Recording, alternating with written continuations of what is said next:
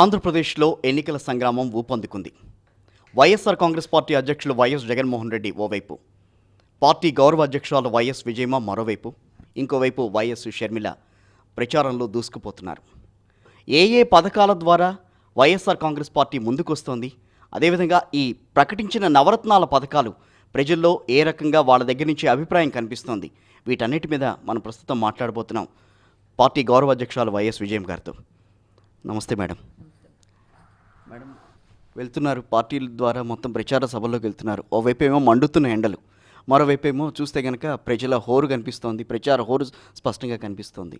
So ఎలా అనిపిస్తుంది మొత్తం మీద ఈ ప్రచారం అంతా తిరుగుతున్నప్పుడు వాళ్ళలో స్పందన ఏ రకంగా వస్తుంది మీకు? రాజశేఖర రెడ్డి గారిని ఇంకా మర్చిపోలేదు జనాలని అనిపిస్తుంది. రాజశేఖర రెడ్డి గారి కొడుకు చేస్తాడు అన్న నమ్మకం కలిగించుకున్నాడు జగన్. జగన్ పేరు ఎత్తినప్పుడు కూడా ప్రజల్లో వచ్చే స్పందన చాలా బాగుంది. కాబట్టి ఈసారి తప్పకుండా ఒక అవకాశం ఇమ్మని అయితే నేను అడుగుతా ఉన్నా. వాళ్ళు కూడా ఒక అవకాశం ఇస్తామని అనుకుంటున్నారని అనిపిస్తుంది నాకు. మీరు మాట్లాడుతున్న ఒక్క ఛాన్స్ అనే పదం జనంలోకి దూసుకెడుతోంది. ఆ ఒక్క అవకాశం ఇవ్వండి అని మీరు ఇప్పుడు మాట్లాడుతున్నారు కదా. సో ఆ వచ్చినప్పుడల్లా, ఆ రకమైన మాట వచ్చినప్పుడల్లా కూడా జనం నిజంగా వాళ్ళు రియాక్ట్ అవుతున్న ఆ తీరు చూస్తుంటే ఏ రకంగా కనిపిస్తుంది?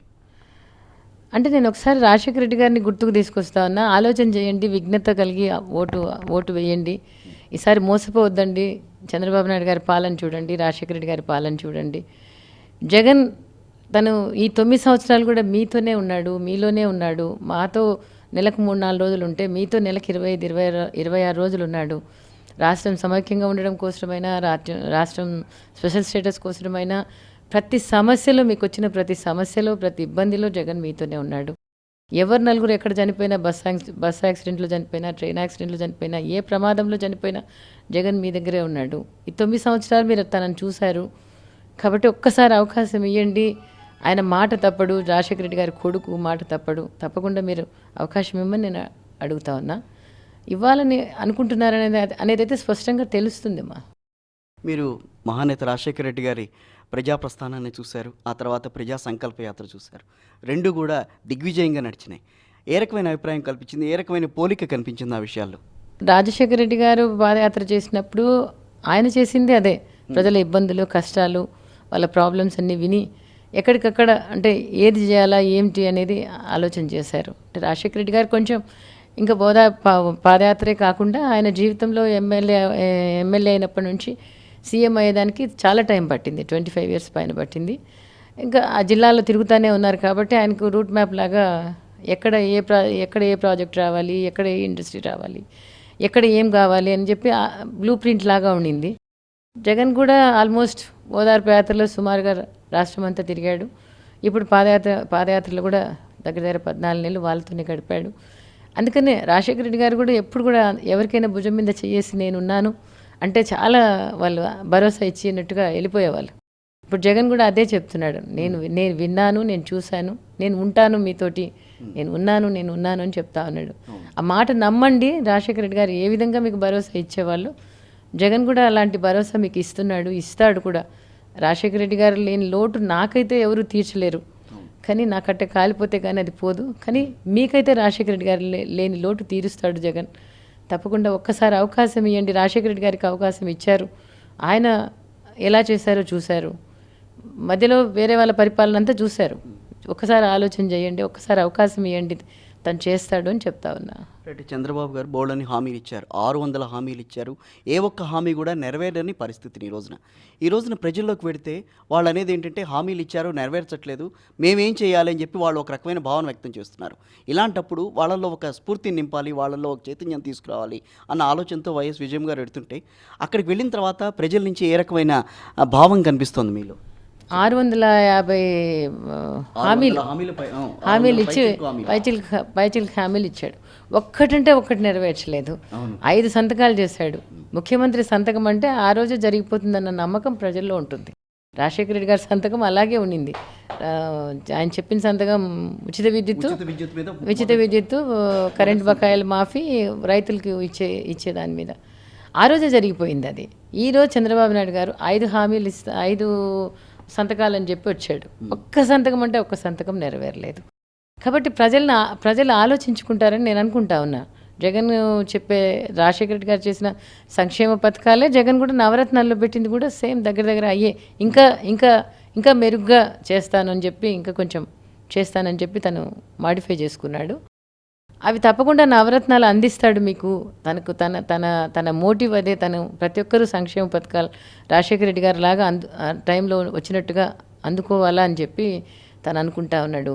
ఈ రాష్ట్రాన్ని మళ్ళా గొప్ప స్థానంలో పెట్టాలని తను కోరుకుంటా ఉన్నాడు. రాష్ట్రానికి ఏ మంచి జరిగిందో, ప్రజలకి ఏ మంచి జరిగిందో ఆ మంచి మరలా రాష్ట్రానికి మీకు మంచి తీసుకురావాలనుకుంటున్నాడు నా కొడుకు. ఒక్కసారి అవకాశం ఇవ్వండి అని ప్రజల్ని కోరుతా ఉన్నా. వాళ్ళు కూడా బాగానే ఆలోచన చేస్తున్నారని అనిపిస్తుంది నాకు. ఎందుకంటే జగన్ పేరు ఎత్తినప్పుడల్లా చాలా స్పందన ఉంటుంది, రాజశేఖర రెడ్డి గారి పేరు ఎత్తినప్పుడల్లా కూడా చాలా స్పందన ఉంటుంది ప్రజల్లో. కాబట్టి నాకు అనిపిస్తుంది తప్పకుండా ఇస్తారని, అవకాశం ఇస్తారని నేను ఆశిస్తాను. సో ఈ రోజున వైఎస్ జగన్మోహన్ రెడ్డి గారు పాదయాత్రకు వెళ్ళినా లేకపోతే ఓదార్పు యాత్రకు వెళ్ళినా మీరు ఎటువంటి సలహాలు సూచనలు ఇచ్చారు ఆయనకి? అంటే వాళ్ళ నేచరే 10 మంది సంతోషంగా ఉండాలి, అందరూ సంతోషంగా ఉండాలి అని. అంటే ఒక ముఖ్యమంత్రిగా అయితే, అంటే మామూలుగా అయితే నేచర్ పదవులు లేనప్పుడు కూడా తన చుట్టూ ఉండే వాళ్ళు సంతోషంగా ఉండాలి, తన తన తన ఊర్లో వాళ్ళు సంతోషంగా ఉండాలి, అంటే అట్లా అట్లా కోరుకునే వాళ్ళు. కాబట్టి రాజకీయంగా ఉన్నారు కాబట్టి వీళ్ళు ముఖ్యమంత్రి అయ్యే స్థానంలో ఉన్నారు కాబట్టి మరి ఏంటో రాష్ట్ర ప్రజానీకం అంతా కూడా సంతోషంగా ఉండాలి, వాళ్ళకి అన్నీ అందాలి, వాళ్ళకి అన్నీ ఇవ్వాలి. అట్లాంటి నేచర్ కలిగి ఉన్నవాళ్ళు. రాజశేఖర రెడ్డి గారికి చెప్పలేదు, ఈవెన్ షర్మిలమ్మకు కూడా చెప్పలేదు నేను ఇట్లా ఉండాలి అట్లా ఉండాలి పాదయాత్రకు పోయేటప్పుడు. వాళ్ళ నేచర్ అనుకుంటాం అది. దగ్గర తీసుకోవడము, వాళ్ళను ఇచ్చేయటము, వాళ్ళకి ధైర్యం చెప్పటము, వాళ్ళకు చేస్తామని చెప్పటము, ఇవన్నీ కూడా వాళ్ళ నేచర్లోనే ఉంది. పట్టిసీమ లాంటి ప్రాజెక్టు మా ద్వారానే రూపుదిద్దుకుంది అని చెప్పి ప్రభుత్వం గొప్పలు చెప్పుకునే ప్రయత్నం చేస్తుంది కదా. సో అలాంటి వాటికి మీరు ఇచ్చే సమాధానం ఏంటి? అక్కడికి వెళ్ళిన తర్వాత మీకు ప్రజల్లో ఏ రకంగా మాట్లాడుతున్నారు ఆ విషయం మీద? రాజశేఖర రెడ్డి గారు ఉంటే పోలవరం ఏ రోజో ఎప్పుడో కంప్లీట్ అయ్యి ఉండేదమ్మా.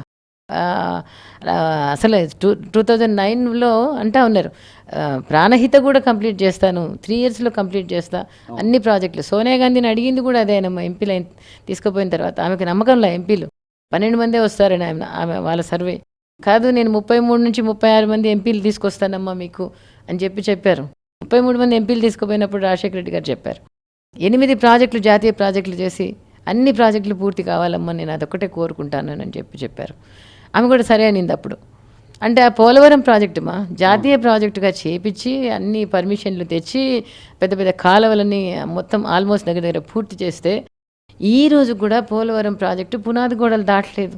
4.5 సంవత్సరం 5 సంవత్సరాల టర్మ్ అయిపోయింది. 5 సంవత్సరాలు కూడా పోలవరం దాటలేదు. కానీ దాన్ని కంప్లీట్ చేయకుండా పట్టిసీమ అని చెప్పి తీసుకొచ్చారు. పట్టిసీమ అంటే నీళ్ళు ఎక్కడ ఆపారు? పట్టిసీమలో గోదావరి నీళ్ళు రాజశేఖర్ గారు పెట్టిన కాలువల ద్వారా గోదావరి నీళ్ళు ప్రకాశం బ్యారేజ్కి వస్తాయి. నువ్వు రాకపోయినా వస్తాయి, సముద్రంలో కలిసిపోతాయి. అవి ఈరోజు ప్రకాశం బ్యారేజ్కి నేను తెచ్చానంటాడు. సముద్రంలో కలిపే నీళ్ళు నువ్వు తెచ్చేది ఏంటి? అయ్యే వస్తాయి. పట్టిసీమ అయ్యేందుకు కాకు కూడా తప్పట్టింది. 400 కోట్ల రూపాయల అవినీతి జరిగిందని చెప్పి మొట్టికాయలేసింది. ఈరోజు పోలవరం ప్రాజెక్టు ఆ రోజు 16,000 కోట్ల రూపాయల ప్రాజెక్టు అంచనాలు అయితే ఈరోజు 60,000 కోట్ల రూపాయల అంచనాలు వేసి దాంట్లో డబ్బు మీరు మీ బినామీలు డబ్బు తీసుకున్నారు. డబ్బు తీసుకోవడానికి కాకపోతే ఈరోజు సెంట్రల్ గవర్నమెంట్ కట్టాల్సిన ప్రాజెక్టు మీరెందుకు తెచ్చుకున్నారు? మీరెందుకు పూర్తి చేయలేదు? 2018లో కల్లా మొత్తం కాలువల్లో నీళ్లు పారుతాయని చెప్పి సాక్షాత్తు ఇక్కడ మంత్రి చెప్పారు.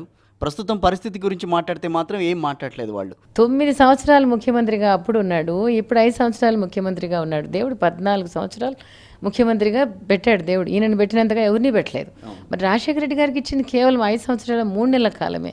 ఎక్కడ చూసినా ప్రాజెక్టులు ఉన్నాయి. ఎక్కడ చూసినా 90%, 95% పూర్తయిన ప్రాజెక్టులు కూడా ఈరోజు పూర్తి చేసే పరిస్థితి లేదు, కంప్లీట్ చేసే పరిస్థితి లేదు. ఎక్కడో ట్యాప్ తిప్పి అంతా నేను అనుసంధానం అంతా చేసేసా, ఎంత 142 నదులు అనుసంధానం చేశానని చెప్తాడు, 82 ప్రాజెక్టులు కట్టానని చెప్తాడు. ఎక్కడ కట్టాడు? ఎక్కడ చేశాడు? ఈరోజు అదే నేను ఏ నియోజకవర్గానికి పోయినా మనం చెప్పేదానికి గర్వంగా చెప్పి ఇది చేస్తాడమ్మా జగన్, పూర్తి చేస్తాడు, జగన్కే సాధ్యము, మీరు ఓటు వేయండి అని అడిగేంత ధైర్యంగా మనం ముందుకు పోయి అడిగేంత ఇది ఎవరికీ లేదు మరి.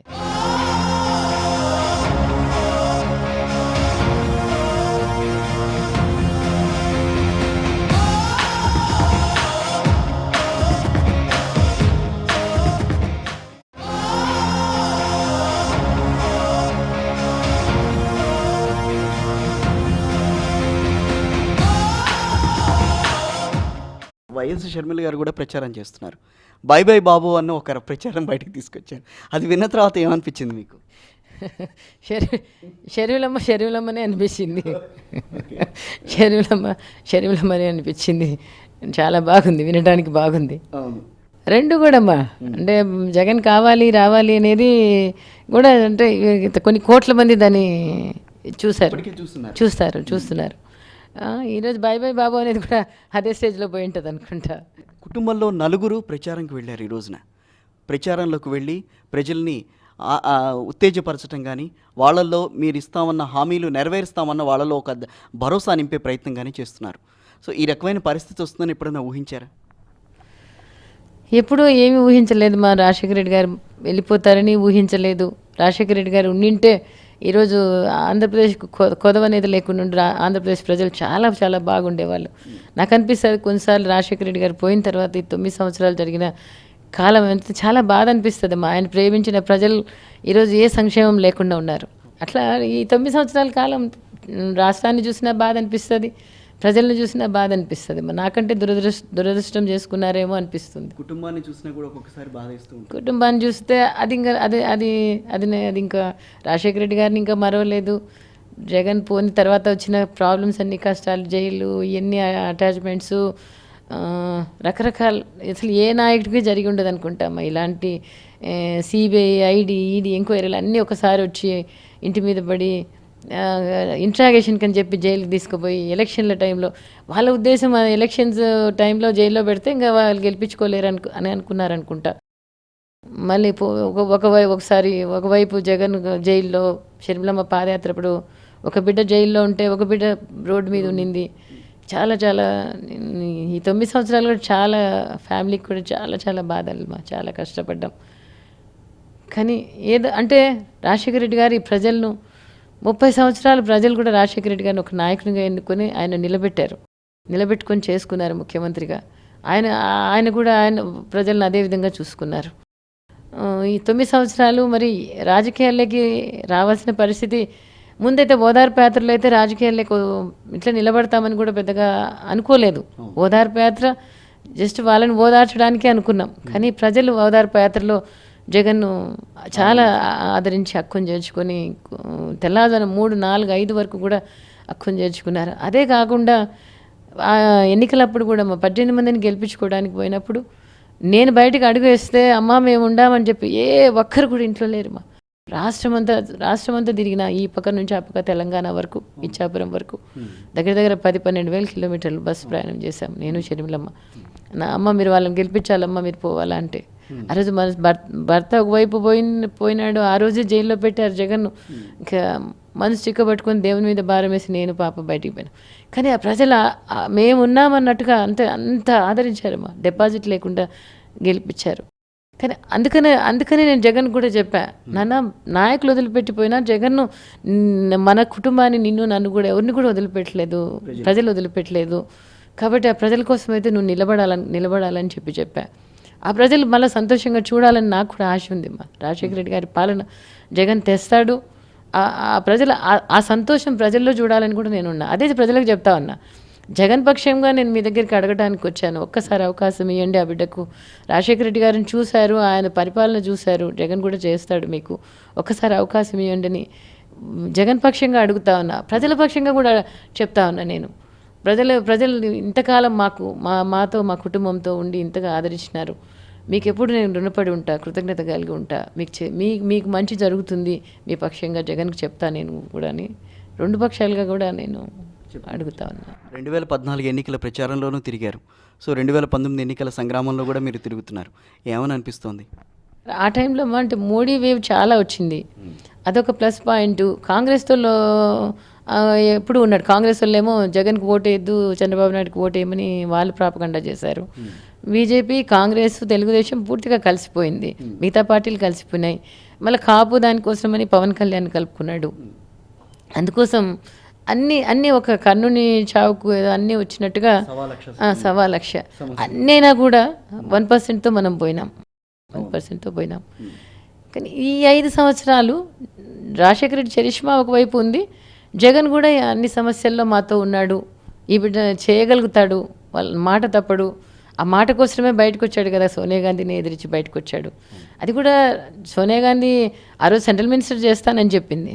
ఓదార్పు యాత్ర చేయొద్దు, ఒక చోటికి పిలిచి ఇచ్చేసేయి, నువ్వు ఎంత ఎక్కువ తిరగాకు, ఎక్కువ చేయకు, సెంట్రల్ మినిస్టర్ ఇస్తాం అని చెప్పారు. అది జగన్కి నచ్చలేదు. సెంట్రల్ మినిస్టర్ తీసుకొని వాళ్ళ నాయన కోసం ఓదార్పు యాత్ర మాట, ప్రజలకు ఇచ్చిన మాట చేయకపోవడం ఆయనకు నచ్చలేదు. ఎందుకంటే రాజశేఖర రెడ్డి గారు అట్లా నేర్పిలేదు. మాట పోతే ప్రాణం పోయినట్టుగా నేర్పించారు.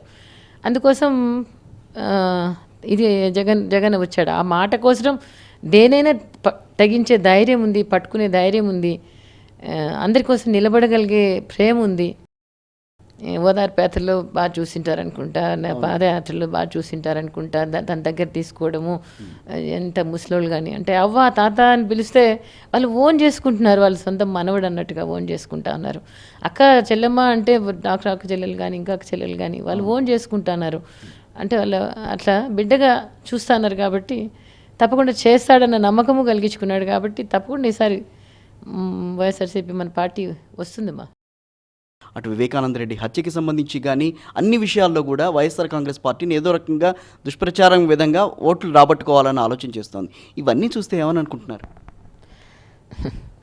అంటే రాజశేఖర రెడ్డి గారు ఉన్నప్పుడు కూడా చంద్రబాబు నాయుడు గారు నైజమే అది అనుకుంటా. అంటే మనుషుల మీద దెబ్బ కొట్టడం ఆయనకు నైజం అనుకుంటా.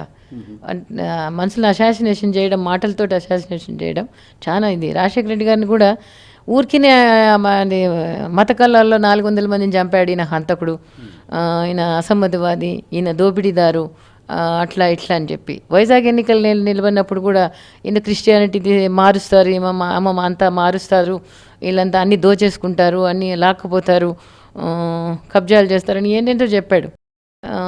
ఇప్పుడు జగన్ కూడా అదే చెప్తా అన్నాడు. వీళ్ళు రౌడీలు, వీళ్ళు దొంగలు, వీళ్ళు క్రిమినల్స్, వస్తే ఏదో అంధకారం అయిపోతుంది, రాని వద్దండి అది ఇదని చెప్తా ఉన్నాడు. అప్పుడు ఇప్పుడు కూడా నేను చెప్తా ఉన్నా, రాజశేఖర రెడ్డి గారు వాళ్ళ నాన్న రాజారెడ్డి గారిని చంపితే వీళ్ళు ఆశ్రయం ఇచ్చింది చంద్రబాబు నాయుడు కాదమ్మా. రాజారెడ్డి గారిని చంపిన వాళ్ళకి ఆశ్రయం ఇచ్చింది చంద్రబాబు నాయుడు గారు. రాజశేఖర్ అట్లాంటిది తెలుసు, చంద్రబాబు నాయుడు గారు ఆశ్రయం ఇచ్చారని తెలుసు. ఆయన సీఎం అయిన తర్వాత కూడా విచ్చలవిడిగా తిరుగుతా ఉన్నా కూడా చట్టం పని తను చట్టం చేయాలని, న్యాయం పని చేయాలని చెప్పి ఆ చట్టము న్యాయం శిక్షించినప్పుడే వాళ్ళకి పనిష్మెంట్ వచ్చింది. రాజశేఖర రెడ్డి గారు ఏం చర్యలు తీసుకోలేదు. అట్లాంటి మనుషులు వాళ్ళు రాజశేఖర రెడ్డి గారు. జగన్ కూడా అంతే. ఈరోజు జగన్ అరాచకత్వం అంటున్నారు. ఎక్కడ అరాచకత్వం చేశాడు? చంద్రబాబు నాయుడు గారు అరాచకత్వం చేస్తున్నారా? ఎవరు చేస్తున్నామా? ఏ నాయకుడైనా ఇది చేస్తే ఫినిష్ చేస్తా, రాజశేఖర రెడ్డి గారిని కూడా అన్నాడు. అంతకుముందు అసెంబ్లీలో 2-3 రోజుల ముందు ఫినిష్ చేస్తా, ఎట్లా వస్తావు అసెంబ్లీకి, నాతో పెట్టుకుంటే ఇది జగన్ ఏలు పెట్టి చూపించి అంతు చూస్తానని అన్నాడు. తోలు తీస్తా అంటాడు, తాట తీస్తా అంటాడు. ఈయన కాదమ్మా బెదిరించేది, ఈయన కాదా? ఎవరు రౌడీ? ఆయన రౌడీనా? జగన్ రౌడీనా? ఎక్కడ జగన్ రౌడీ అని చెప్తా ఉన్నా. ఈరోజు కేసులు అంటా ఉన్నాడు. నువ్వు కాంగ్రెస్ పెట్టిన కేసులు కాదా ఈ కేసులు? ముందు 11 కేసులు పెట్టారు. ఈరోజు స్పెషల్ స్టేటస్ కింద పోరాడినప్పుడు, సమైక్యంగా ఉన్నప్పుడు పోరాడినప్పుడు వైఎస్ఆర్సీపీ లీడర్స్ మీద, జగన్ మీద కేసులు పెడుతున్నావు. పెట్టి ఈరోజు 31 కేసులు అంటున్నావు. నేను అడుగుతా ఉన్నా, 17 కేసుల్లో నువ్వు స్టే తెచ్చుకొని నువ్వు బతుకుతా అన్నావు. జగన్ నువ్వు ఎన్ని కేసులు పెట్టినా కూడా ఎదుర్కొంటా అన్నాడు. నీకు ధైర్యం ఉందా? జగన్కి ధైర్యం ఉందా?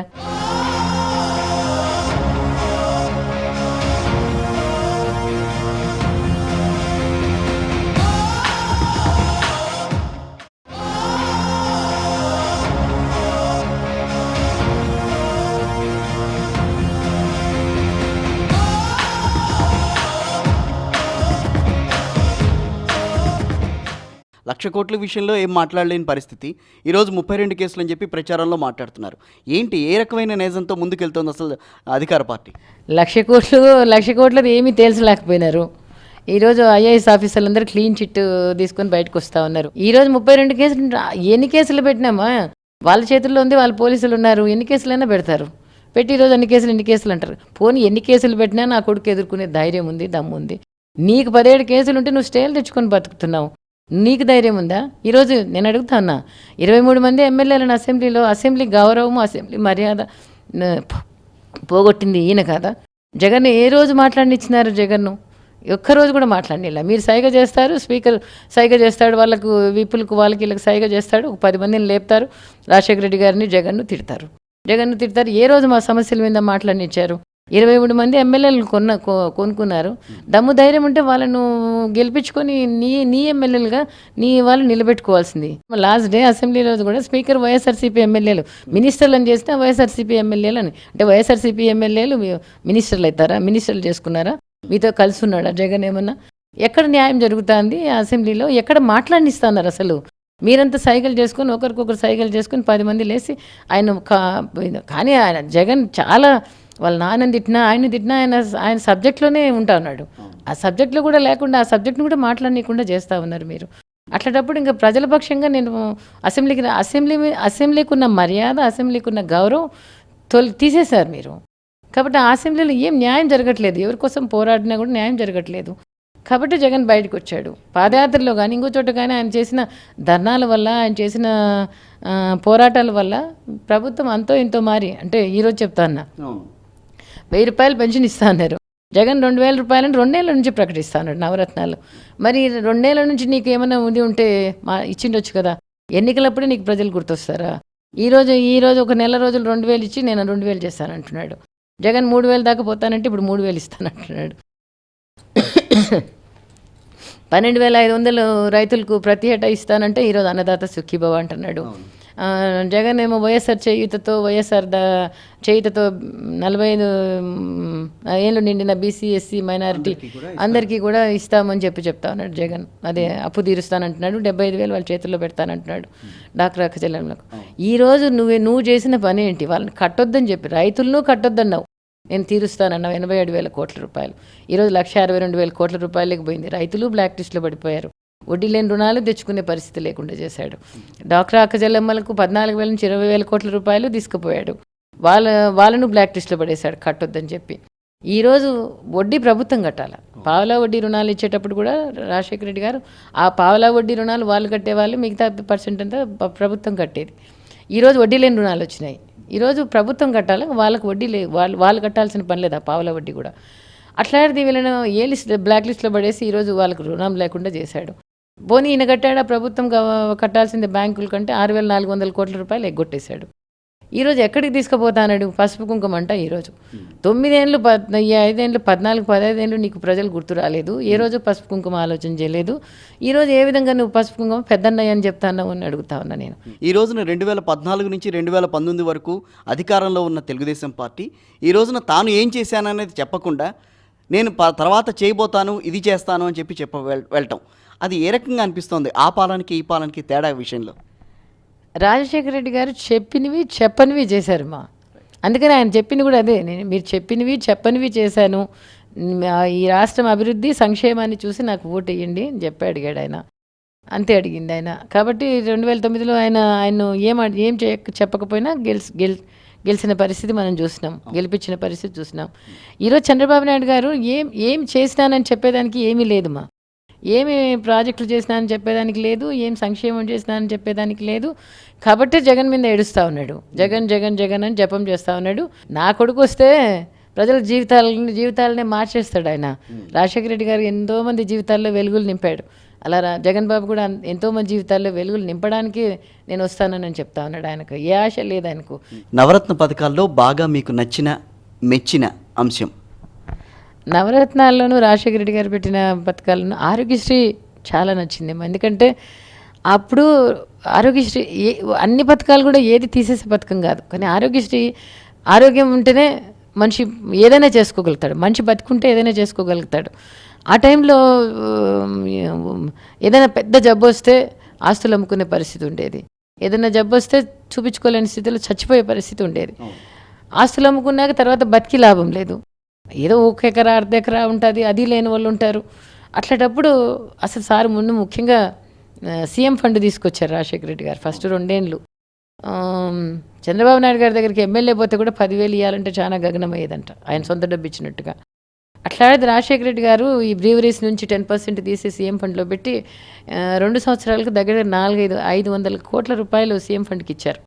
ఆయనకు ఒక అలవాటు ఉండేది, 15 రోజులకి 20 రోజులకు ఎవరు ఆపరేషన్ చేయించుకున్నా పర్సనల్ లెటర్ పోయేది, ఎట్లున్నారు ఏంటి ఏమి అని చెప్పి.